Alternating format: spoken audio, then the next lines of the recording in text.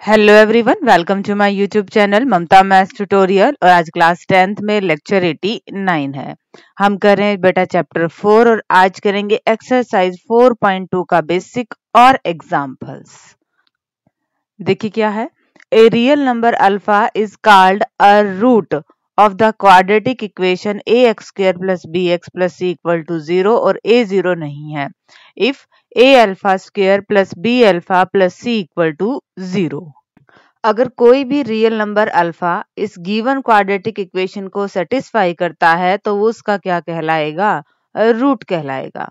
We also say that x equal to alpha is the solution of the quadratic equation और that alpha satisfy the quadratic equation.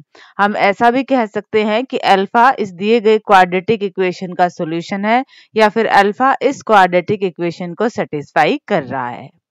एक वास्तविक संख्या alpha द्विघात समीकरण ए x की घात 2 plus b x plus C equal to 0 जहाँ पे ए 0 नहीं होगा का मूल कहलाती है यदि A alpha square plus B alpha plus C equal to 0।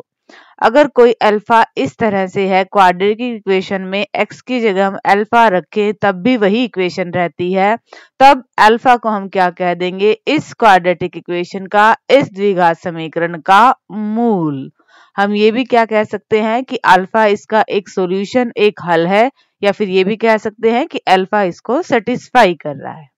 Next, zeros of the quadratic polynomial a x square plus bx plus c and the roots of the quadratic equation a x square plus bx plus c equal to 0 are the same। यहाँ पे बेटा दो चीज आ रही हैं, quadratic polynomial और quadratic equation, द्विघात बहुपद और द्विघात समीकरण। इनमें सिर्फ इतना अंतर है, अगर हम लिखते हैं a x square plus bx plus c तब तो ये बहुपद है, पॉलिनोमियल है, और जब हम कर देते हैं इक्वल टू 0 तो अब ये बन गया आपके पास इक्वेशन, समीकरण।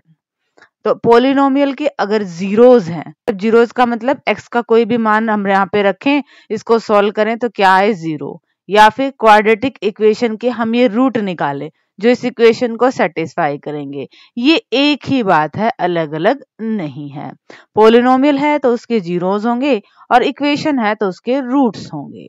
अब डिस्कस करते हैं हम एग्जाम्पल्स को। एग्जाम्पल थर्ड देखिए, find the roots of the equation 2x square minus 5x plus 3 equal to 0 by factorisation. गुणनखंड द्वारा समीकरण 2x की घात 2 माइनस 5x प्लस 3 बराबर 0 के मूल ज्ञात कीजिए। हमने करना है फैक्टराइजेशन गुणनखंड। कैसे करेंगे? 2x square minus 5x plus 3 equal to 0। तो x स्क्वायर का कोफिशिएंट और कांस्टेंट टर्म 2 तिया 6, इसको साइड में लिखेंगे और ये क्या है? -5।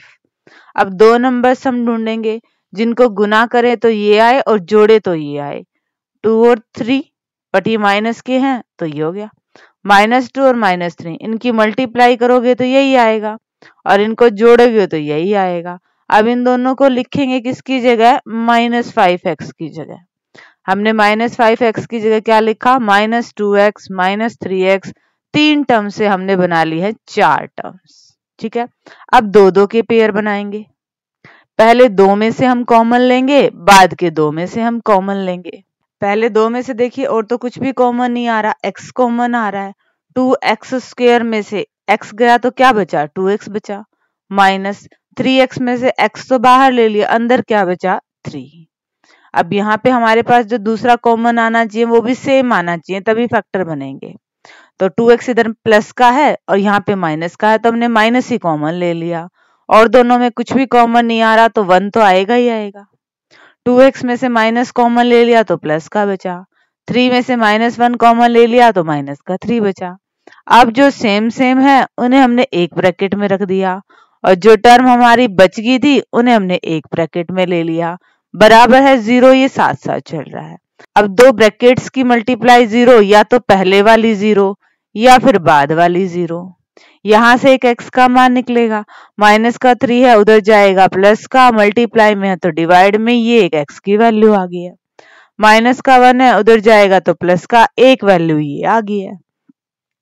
तो ये दोनों इस इक्वेशन के सॉल्यूशन है या फिर मूल हैं, रूट्स हैं, एक ही बात है बेटा।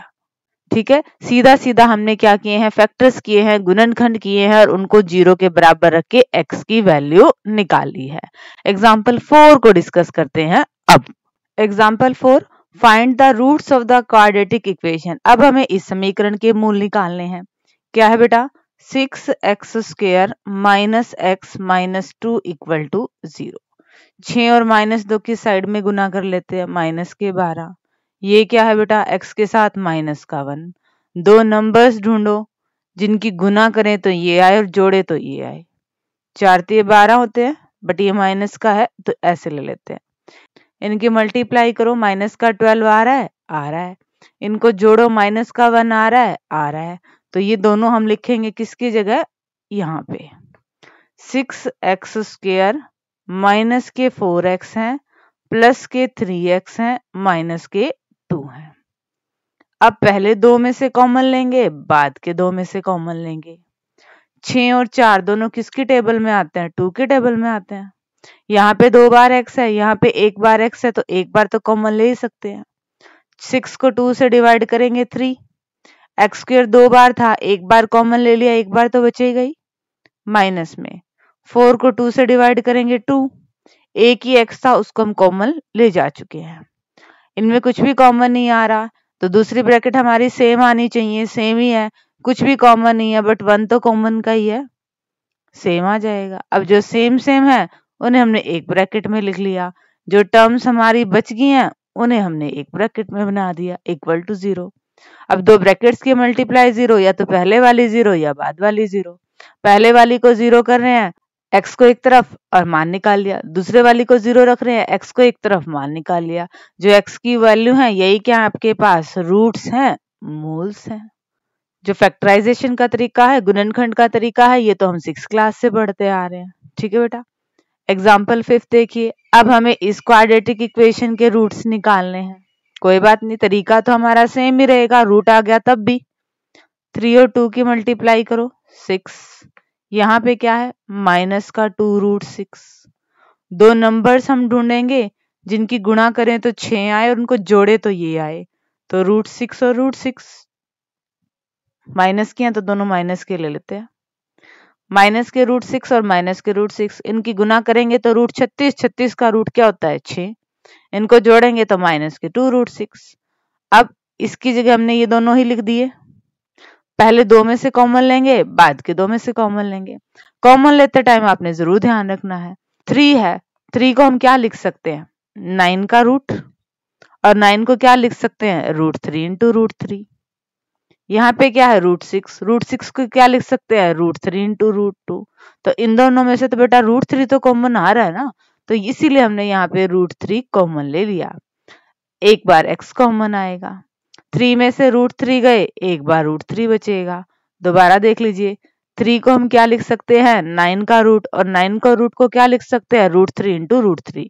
तो 3 को हम ये लिख सकते हैं, एक बार कॉमन लेंगे तो एक बार तो बचेगा ही ना बेटा। रूट 6 में से रूट 3 कॉमन लिए तो रूट 2 बचा। सेम चीज यहाँ पे, रूट 6 के फैक्टर बनेंगे रूट 2 इंटू में रूट 3, और 2 को हम क्या लिख सकते हैं, रूट 2 इंटू में रूट 2। दोनों में रूट 2 तो कॉमन आ ही रहा है, तो रूट 2 हमने कॉमन ले लिया, अंदर वाला सेम बचेगा। अब जो सेम सेम है उन्हें एक ब्रैकेट में लिख लिया, जो बच गए उन्हें एक ब्रैकेट में लिख लिया। अब दो ब्रैकेट्स की मल्टीप्लाई 0, तो 1 बाय 1 इनको 0 कर दो। पहले फर्स्ट वाले ब्रैकेट 0 करें, रूट 3x माइनस का है तो प्लस का आ गया, हमें तो x की वैल्यू चाहिए थी, मल्टीप्लाई में है तो डिवाइड में आ गया, ये आएगी बेटा वैल्यू। ऐसे दूसरी ब्रैकेट की निकाल लो, रूट 3x माइनस में रूट 2, ये तो सेम ही है, माइनस का है तो उधर जाएगा प्लस का, ये मल्टीप्लाई में है तो यहाँ आ जाएगा तो डिवाइड में। ये वैल्यूज आएंगी आपके पास रूट्स गिवन क्वाड्रेटिक इक्वेशन की। ठीक है बेटा, अपने कैलकुलेशन में बहुत ध्यान से देखना है कि हमने किस तरह से इनको ब्रेक करना है और फिर कॉमन कैसे लेना है। और अब डिस्कस करते हैं लास्ट एग्जाम्पल को। एग्जाम्पल 6 देखिए बेटा, find the dimensions of the prayer hall discussed in section 4.1। अनुच्छेद 4.1 में दिए गए प्रार्थना कक्ष की विमाएं ज्ञात कीजिए। अब अनुच्छेद 4.1 में हमें दिया क्या गया था, Suppose a charity trust decided to build a prayer hall having a carpet area of 300 square meters with its length 1 meter more than twice its breadth. What should be the length and the breadth of the hall? मान लीजिए एक धर्मार्थ trust 300 वर्ग metre क्षेत्रफल का प्रार्थना कक्ष बनाना चाहता है जिसकी लंबाई उसकी चौड़ाई के दुगने से 1 मीटर ज्यादा हो। कक्ष की लंबाई और चौड़ाई क्या होनी चाहिए? हमें जो निकालना होता है उसे हम क्या मान लेते हैं? x। तो यहाँ पे हमने चौड़ाई ब्रेड्थ को क्या मान लिया? x। तो लेंथ क्या बनेगी? दुगने से 1 ज्यादा, इसका डबल कर दिया और एक ऐड कर दिया। और क्या है हमारे पास? एरिया है, कितना है? 300। रेक्टेंगुलर प्रेयर हॉल है तो क्या आएगा? लेंथ इंटू ब्रेड्थ, इन दोनों की मल्टीप्लाई कीजिए equal to 300।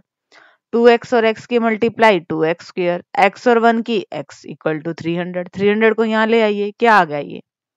2x square plus x minus में 300, ये आ गया। अब बनाएंगे हम फैक्टर। 2 और 300 के गुना कर दो, माइनस का 600 और साथ में क्या है? 1। दो नंबर्स ढूंढिए जिनकी गुना करें तो ये आए और जोड़े तो ये आए। आप 25 और 24 इनकी गुना करोगे तो यही आएगा, ये माइनस का ले लो। इनकी गुना करोगे तो यही आएगा और इनको जोड़ोगे तो 1 ही आएगा। बना दीजिए फैक्टर।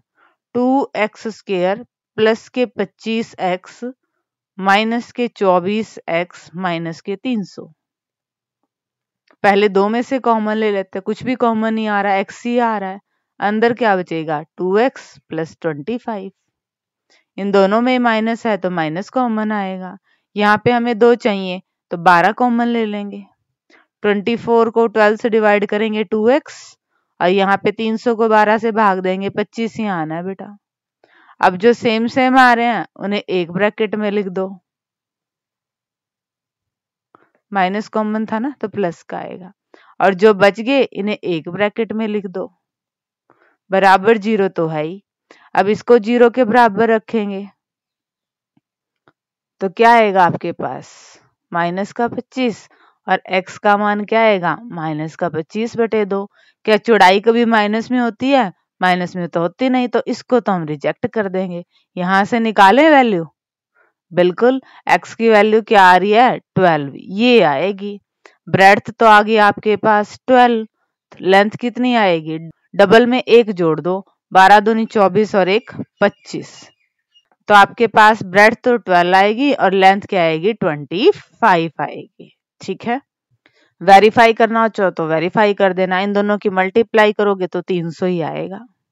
दोबारा देख लीजिए, हमें क्या था कि 300 स्क्वायर मीटर का एरिया है और लेंथ क्या होनी चाहिए? ब्रेड्थ के डबल से 1 फालतू होनी चाहिए। तो हमने ब्रेड्थ को x मान लिया, लेंथ कितनी बनी? इसका डबल किया तो 2x, 1 फालतू चाहिए था तो प्लस में 1 कर दिया। एरिया की बात हो रही है तो लंबाई गुणा चौड़ाई, इन दोनों की मल्टीप्लाई कर दिया, 300 के इक्वल रख लिया। सबको एक तरफ लेके आए, एक क्वाड्रेटिक इक्वेशन बनी, इसके फैक्टर बनाए तो एक वैल्यू तो माइनस में मिली, उसको रिजेक्ट कर दिया और एक वैल्यू से हमें क्या मिल गया? x की वैल्यू। x हमारे पास क्या थी? ब्रेड्थ चौड़ाई थी, और उसका डबल करके 1 जोड़ देंगे तो क्या आ जाएगी? लंबाई, और हमें यही निकालने थे। ठीक है बेटा, आज के लेक्चर में इतना ही। जल्द मिलते हैं नेक्स्ट लेक्चर के साथ जिसमें हम डिस्कस करेंगे एक्सरसाइज 4.2 को। Till then take care. Thank you everyone for watching my video.